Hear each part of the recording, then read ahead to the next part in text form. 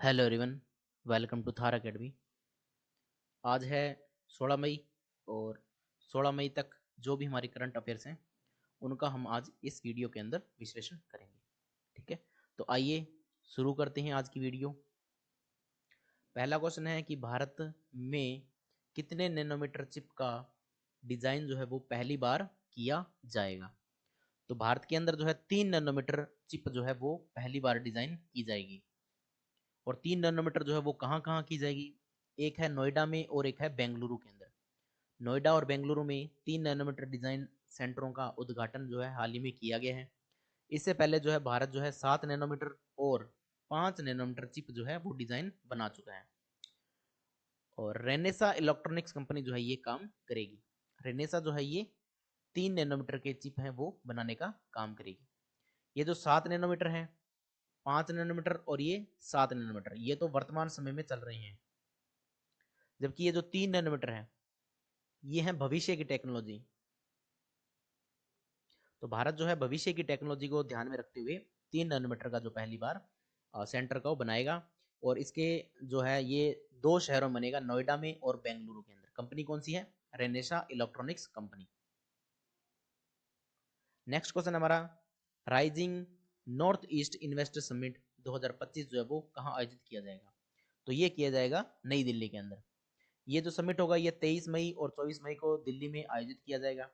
और ये पूर्वोत्तर भारत में निवेश को और व्यापार की संभावनाओं को जो है प्रदर्शित करेगा। 23 मई को और 24 मई को जो इसका उद्घाटन करेंगे वो करेंगे प्राइम मिनिस्टर मोदी जी। और इसके अलावा अगर हम बात करें तो नॉर्थ ईस्ट के जो हमारे प्रभारी मंत्री हैं, यानी कि नॉर्थ ईस्ट डेवलपमेंट मिनिस्टर किसको बनाया गया है, तो वो बनाया गया ज्योतिरादित्य सिंधिया को। वो नॉर्थ ईस्ट की जितनी भी डेवलपमेंट उसका ध्यान रखते हैं, स्पेशली मिनिस्ट्री उनको दी गई है। ठीक है, तो नॉर्थ ईस्ट के अंदर 7 सिस्टर, आपको पता है 7 स्टेट आते हैं जिनको हम लोग क्या बोलते हैं, 7 सिस्टर। सिक्किम इससे अलग होता है। सिक्किम को अगर मिला दें हम लोग तो 8 बन जाते हैं टोटल। एक हो गया आपका सिक्किम। नेक्स्ट क्वेश्चन है कि जनता की कहानी मेरी आत्मकथा पुस्तक के लेखक जो है वो कौन है। तो वो है बंडारू दत्तात्रेय जी। कौन है? बंडारू दत्तात्रेय। ये हैं आपके बंडारू दत्तात्रेय जी। ये कौन है? ये हरियाणा के गवर्नर हैं। हरियाणा के गवर्नर यानी कि राज्यपाल हैं हरियाणा के ये। इसके अलावा इनकी जो पुस्तक है उसका विमोचन किन्होंने किया है, तो ये वाइस प्रेसिडेंट जो है हमारे उपराष्ट्रपति जगदीप धनखड़ जी, उन्होंने जो है इस पुस्तक का विमोचन किया है हाल ही के अंदर। ये हरियाणा के मुख्यमंत्री नायब सिंह सैनी, ठीक है, तो ये भी इनके साथ थे। तो इसी प्रकार से नेक्स्ट क्वेश्चन हमारा है कि ब्राजील में आयोजित ब्रिक्स परिवहन मंत्रियों की बैठक में भारत का प्रतिनिधित्व जो है वो किसने किया है। तो भारत का प्रतिनिधित्व जो किया है वो किया है नितिन गडकरी जी ने। जो ब्राजील के अंदर जो आपको पता है इस साल की G20 बैठक जो है वो कहाँ होगी, ब्राजील के अंदर आयोजित होगी। तो उससे पहले जितने भी अलग अलग प्रकार के मंत्री हैं, चाहे वो विदेश मंत्री हो या परिवहन मंत्री हो या वित्त मंत्री हो, सभी की एक बैठक होती है ब्रिक्स के अंदर। ब्राजील इस साल ब्राजील के अंदर है तो वहां पे हर मंत्रियों की बैठक चल रही है, जिसके अंदर नितिन गडकरी जी हैं भाग लेने के लिए गए हुए हैं इस साल। नितिन गडकरी जी हमारे जो हैं वो परिवहन मंत्री हैं। और अजय टमटा जी हैं, जो अजय टमटा जी हैं वो हैं हमारे राज्य मंत्री हैं परिवहन में। ठीक है, नेक्स्ट क्वेश्चन है कि रूस और यूक्रेन के मध्य जो शांति वार्ता है उसके लिए पहली बैठक जो है कहाँ हुई है। तो उनकी जो पहली बैठक हुई है वो हुई आपकी इस्तांबुल। इस्तांबुल कहाँ है? इस्तांबुल है तुर्की के अंदर। इस्तांबुल तुर्की के अंदर है। ये यूक्रेन के राष्ट्रपति जेलेंस्की हैं और ये रशिया के राष्ट्रपति व्लादिमीर पुतिन है। जो ये यूक्रेन और रशिया का वार चल रहा है ये 2022 से चल रहा है, फरवरी 2022 से ये लगातार चल रहा है। ठीक है, और जो ये होगा कहाँ पे, ये जो शांति वार्ता ये कहाँ पे हो रही है? तुर्की के अंदर। कहाँ पे? तुर्की। तुर्की की राजधानी अंकारा कौन सी है? अंकारा। तुर्की की राजधानी अंकारा।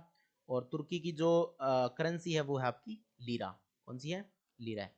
हाल ही में तुर्की जो है वो चर्चा में रहा है, क्योंकि भारत और पाकिस्तान के मध्य जो ऑपरेशन सिंदूर हुआ था, भारत ने जो ऑपरेशन किया था सिंदूर, उसके अंदर जो पाकिस्तान ने ड्रोन इस्तेमाल किए थे वो किए थे तुर्की के।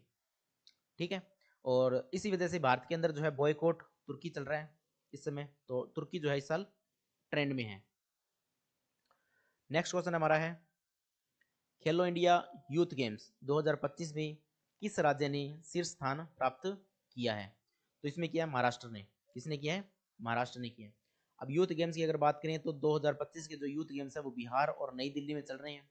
ये 4 मई से लेकर 15 मई तक चलने वाले, इसमें देश भर से 5000 से अधिक युवा एथलीटों ने जो है भाग लिया। तो पहली रैंक किसकी है? महाराष्ट्र की है।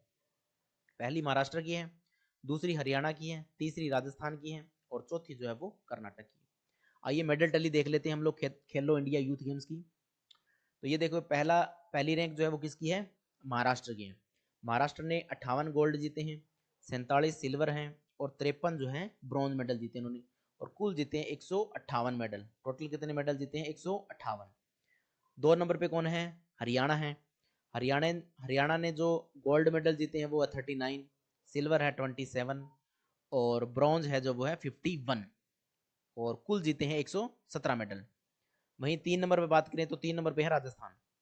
राजस्थान ने 24 गोल्ड मेडल जीते हैं, 12 सिल्वर जीते हैं और 24 जो है ब्रॉन्ज मेडल जीते हैं और टोटल जीते हैं 60 मेडल। तो उसके बाद 4 नंबर पे कर्नाटक है, 5 पे दिल्ली है, 6 पे तमिलनाडु और 7 पे उत्तर प्रदेश है। तो ये है खेलो इंडिया यूथ गेम्स की मेडल टैली, जिसके अंदर सबसे पहली रैंक किसकी है? महाराष्ट्र की। ठीक है। नेक्स्ट क्वेश्चन है कि भारत का पहला भिक्षावर्ती मुक्त शहर जो है वो कौन सा बना है? तो बना है इंदौर।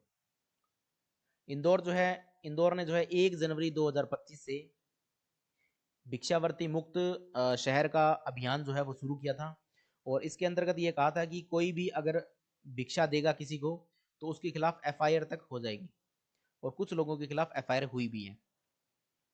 ठीक है, इसलिए यहाँ पे है इंदौर में भीख दिया तो खैर नहीं, यानी कि यहाँ पे एफआईआर तक दर्ज हुई है लोगों के खिलाफ। ठीक है, अभी जो इंदौर का नगर पालिका है वो कह रहा है कि हमने जो है जो शहर है पूरा इंदौर जो है वो उसको हमने भिक्षा से मुक्त करवा लिया है। नेक्स्ट क्वेश्चन है कि इसरो EOS-09 सैटेलाइट को किस यान से प्रक्षेपित करेगा?